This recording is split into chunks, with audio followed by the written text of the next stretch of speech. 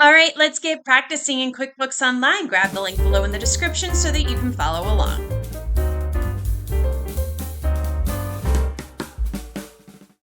All right, here we are in the QBO Gym. And the QBO Gym is a place where we have numerous exercises that simulate real life scenarios that you may encounter as a bookkeeper.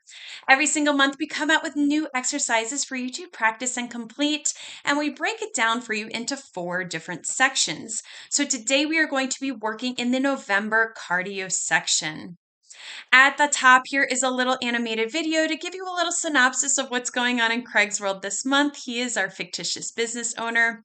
Further down is an interactive quiz that relates to the video up above. And then further down are all of the exercises within this section. So today we are going to practice dealing with the telephone bill.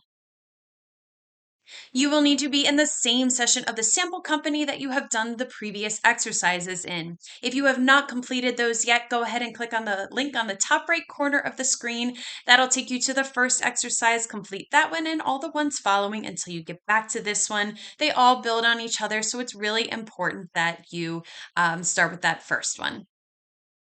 So, our scenario today, when we were in the recurring transaction setting up the contractor and installation bill, we noticed that the telephone bill was set up as a bill. Being set up as a bill will just create a bill each month that needs to be paid. We know that Craig has his telephone bill set up on auto pay, so it comes straight out of his bank.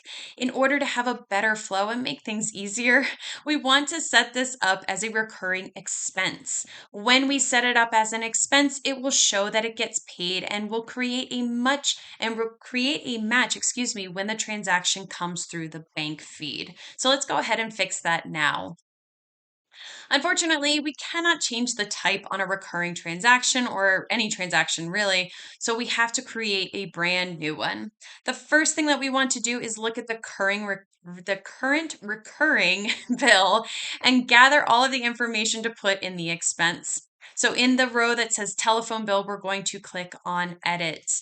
Here I am in the sample company. This is the last page that I left off of from the previous exercise. So here is that telephone bill right there. Go ahead and click on the blue edit button so that we can pull up that recurring bill. If you get any pop-ups, just go ahead and click out of them. In the template main, we're going to delete the word bill just to make it easier for us to differentiate when we create the new expense with the same name. So just go ahead and delete bill so it just says telephone. We're going to take note of the things here. It's scheduled, the vendor is Cal Telephone, and it's on the monthly basis on the first of every single month. So, and it is a utility telephone bill for $24.36. So just keep in mind that that's the information we're going to need when we create the new recurring expense. So we are leaving the word telephone in there, like I mentioned, because there has to be a template name of some sort, but we will delete the entire bill later. So for right now, all we need to do is after you've deleted the word bill, go ahead and click on Save Template. Down here on the bottom right corner, click on that. And you'll see it's been updated, so now it just says telephone. So now we need to create the new recurring expense. To do that, we're going to click on the green New button. Over here on the top right corner, click on that. It's going to ask the type of transaction that we are creating, and it is going to be expense. So we need to click on the down arrow to find expense and then click on OK. Click on the arrow here that's next to bill, find expense. Click on that, and when you do, you want to click on the green OK button. And the new recurring expense is going to show up. Let's go ahead and fill it out. The template name is going to be telephone bill.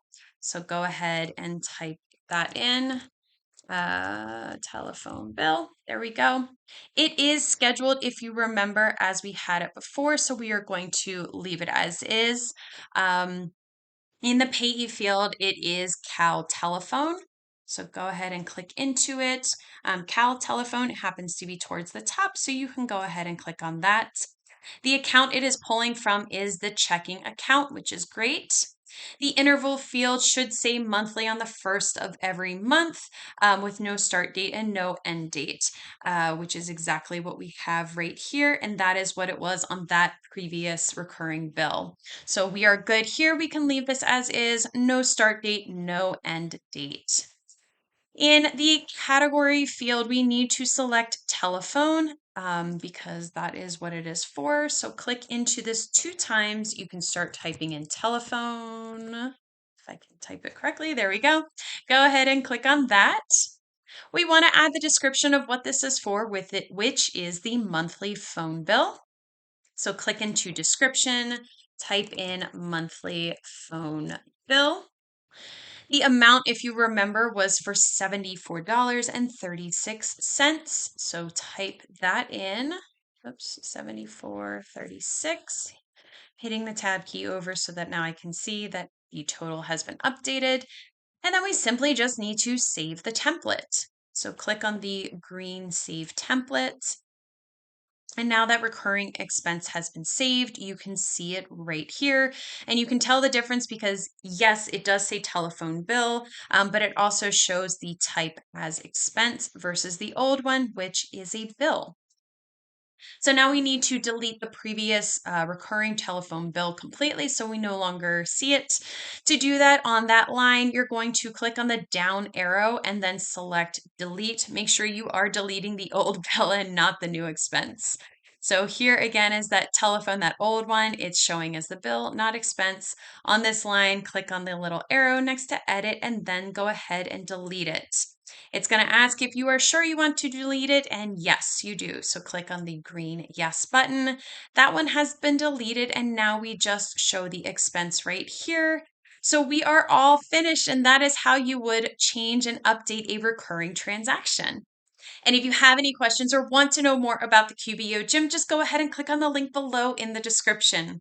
We are moving through the cardio section with our next exercise where we practice correcting the loan. And I will see you in the next video.